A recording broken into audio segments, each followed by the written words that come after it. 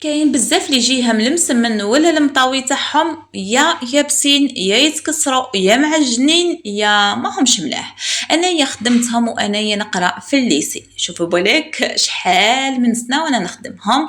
وكذلك نشفع على ميمتي كي كنت خاصه كي كنت نقرا في الجامعه، كنت يعني نجي كل ويكاند لدارنا نلقاها محضرتهم لي خاصه في فصل الشتاء وبالزيت زيتونه، ونلقاها هي وبابا يطلعوا عليا ويستناوني.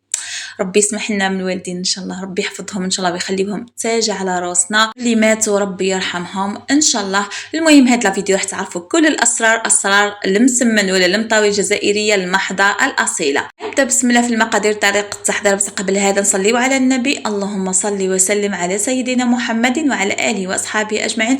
نقول لكم حبوباتي ما تضغطوا لي على زر لايك وكذلك زر المتابعه ولا الاشتراك فضلا وليس امرا.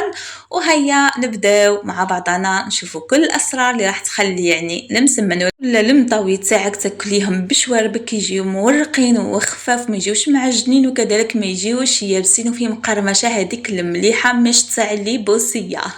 هيا دكا نبداو مع بعضنا بسم الله. هنايا في غيسيبيون هي من الاحسن نخدموا في قصعه كيما نقولوا ولا في جفنه، كل واحد كيفاش تسميها. انا خدمت باصغر كيله اليوم، درت 2 كيسان تاع السميد، اي كاس عندك من الاحسن السميد الرطب، ما عندكش غرب لي كيعود خشين شويه يقعد هذاك الخشين من الفوق وهذوك الحبيبات اللي شتات متوسطين يهبطوا من تحت. وعندي نص كاس ولا نص كيله تاع الفارينه اللي حنايا عاده عمرنا ولا نستعملوا الفارينه، بصح مؤخرا السميد عاد ما كان دونك دائما نخافوا انه يجي يتقطع معنا وما يجيش مليح، نضيفوا الفارينه كما يقولوا من باب الحيطه، هذا مكان. وعندي نص مغرف كبيره من الملح، ونجيب هنايا ماء عادي، ما ديروهش دافي وما ديروهش سخون وما ديروهش كذلك بارد بزاف. في فصل الصيف عفوا تقدروا ديروه بارد، لكن في فصل يعني الشتاء ديروه من روبيني ولا بدرجه حراره المطبخ. هنايا جبت يعني هذاك الكاس تاع الماء ولا كيله تاع الماء، وبديت نضيف تدريجيا. من الاحسن هنايا تحصلوا على عجينه تكون حكمه روحها شوي، ما تكونش طريه بزاف وكذلك ما تكونش ثانيه يابسه خلاص. هاي ليكم بقالي غير تقريبا ربع كاس، اقل من ربع كاس بشويه، خليتها ريحت.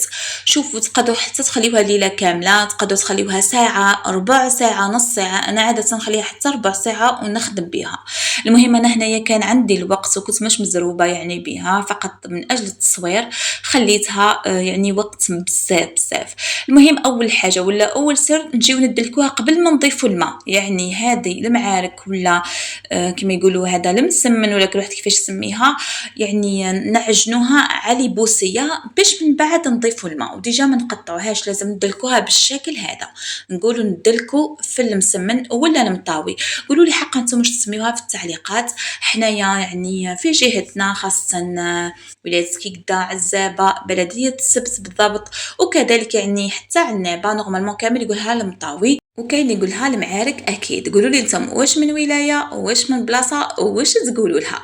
شوفوا راني نضيف الماء غير بشويه، كملت هذاك ربع كاس وجبت هنايا الكاس هذا الثاني ديت منه غير شوي، قيس ملعقه كبيره ولا 2، هذا ما كان يعني الكميه كامل دات لي كاس ولا كيله تاع ماء معها غير شويه ماء اخر. يعني ما تديلكمش الماء بزاف حتى تشوفوا العجينه تاعكم تدير لكم في نبايل ولا نبابل ولا هذوك الفقاعات ولا البابلز، المهم كيما سميوهم. هنا تعرفي العجينه تاعك راهي بخات، يعني راهي جاهزه تقدري تخدمي بها، وميم طون تلقايها بياضه الله وزيانت. هنايا لازم تجيبوا الزيت وتستعينوا به، تقدروا ديروا زيت زيتون ولا زيت نباتي عادي، ونبدا نلوز فيهم. هنايا راح نديرهم يعني كبار شويه بصح ماش بزاف، تقدروا يعني ديروهم اكثر من هكا. ولازم البلاطو كذلك يكون مدهون بالزيت، وحاولوا كي تجي تلوزوهم خرجوا الهواء كامل للداخل، يعني تضغطي على الحبه بين صباعك حتى تخرج هي من الفوق، ولازم تغطوهم مليح. انا هاد الكميه خرجت لي 9 حبات. واش ندير؟ نخليها شويه تروبوزي قيس ربع ساعه نص ساعه كيما تحبوا، ونجي هنايا كيما راكم تشوفوا نبدا نطرح فيها. كاين اللي يستعمل هاد لو بابي هذا، حبيت باك نديره لكم هكا. وحطوا هذيك العجينه تاعكم في شويه تاع الزيت، واكيد لازم سطح العمل يكون مدهون بالزيت. هنايا حبيت ندير لكم الطريقه هذه اللي يديروها تاع العاصمه المسمن، انه كي يجيو يطويوهم ما يطويوش يعني الحبات فوق بعضاهم، ولا الطويات ما يكونوش فوق بعضاهم كيما شفتوا، وكذلك يجي مليح بصح الطريقه تاعنا نشوفها احسن، يعني ما يجيش هذاك الرقيق بزاف ويجي كيفاش نقولوا حنايا يجي كانه ساعات يابس، خاصه كي تكون وحده مبتدئه ولا السميد مش مليح ولا ما عرفتش كيفاش تخدم بهذاك السميد راح يجيها يابس. بصح الطريقه هذه تاعنا حتى وكما يقولوا اول مره راح تخدمي راح تجيك روعه روعه روعه مورقه وكل شيء. هنايا كما راكم تشوفوا دائما نستعين بالزيت، نبدا نطرح شويه من بعد نطرح الحواف، وهذاك الوسط راح يتطرح وحده بلا ما تضغطوا عليه نتا. ونبدا نطوي الطويه الاولى، نزيد نحط عليها الطويه الثانيه، وساعه ساعه ندير القليل من الزيت، نزيد الطويه الثالثه فوق هادوك يعني الطويات الاخرين، الطويه الرابعه نزيد نحطها ولا نطويها فوق الطويه الثالثه، هكا باش يجيو يعني من بعد مورقين ويجيكم روعه. وهذا هي حنايا الوصفه تاعنا التقليديه، مش كيما هذاك يعني اللي كيفاش يقولوا ما يطويوهمش قدام فوق بعضاهم، يطويوهم قدام بعضاهم. المهم ان شاء الله برك تكونوا فهمتوا، خاصه المبتدئات. النار لازم هنايا حنا تاعنا نديروها متوسطه، ما تكونش ذليله وما تكونش كذلك يعني قويه.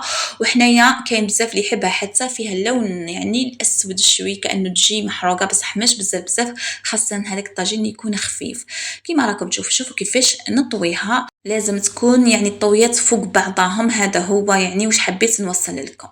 هنايا دوك كيما راكم تشوفوا شوفوا كيفاش تنفخ معاكم، الله الله وتجي مورقه وما تجيش يابسه، هذا مو حال يجيكم يابس يعني، وحتى سميد مش مليح وحتى ما يجيكمش يابس، فقط ما تكثروش الزيت بزاف باش من بعد ما يوليكمش كانه مقلي وما يجيكمش كذلك كمية الدم ويجيكم رائع. وكذلك ما تطيبوهش اوفر يعني ما تطيبوهش بزاف بزاف بزاف. هادو الاسرار اللي نقدر نمدهم لكم اللي راح يعاونوكم بزاف يعني في هذا المسمن. اكيد يعني تلقاي السميد يتقطع معاك ولا، بصح الفايده كامل راهي في الاسرار ماهيش في الوصفه. ساعة ساعة هكا حاولوا تحمروه من الجوانب كامل باش يجيكم حميمر، الله الله وهاي ليكم النتيجة، يجي رائع رائع رائع. الحبات يجيو صغار، احنا ما نديروش هذيك يعني الكبيرة كيما الجزيرية ولا تاع الوسط ولا حتى تاع الغرب. وهاي ليكم يعني هاد طريقة يديروها كامل يعني في قسنطينة في زكيكدا في عنابة، نورمالمون حتى الصيف نورمالمون كامل يديروها بنفس الطريقة. هذاك يعني اللي روليتو هنايا راهو هذاك تاع المسمن اللي درتو بالطريقة الأولى تاع العاصميين، هاوليكم كيفاش يجي. وانتم يعني أحرار ديروا كيما تحبوا، لكن الوصفة أنا نشوفها هذه أحسن وأحسن. شوفوا كيفاش ما شاء الله عليه.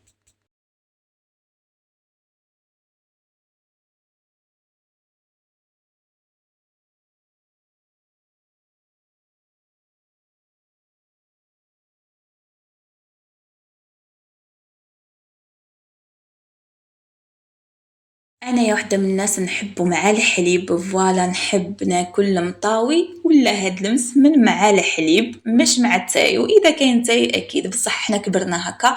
قولوا لي نتوما مع ما تحبوا تجوزوا، كاين اكيد اللي يضيف له العسل، يعني قدموه كيما تحبوا. الفايده كامله راهي في الوصفه وفي الاسرار بوكو بلوس. نقول لكم تهلاو لي في رواحكم، نتلاقاو في فيديو قادم باذن الله بوصفه جديده. فقط تقعدوا في الكل يعني حساباتي ونوضوا جربوه دوكا، فرحوا وليداتكم كل عزيز وغالي عليكم. سلام.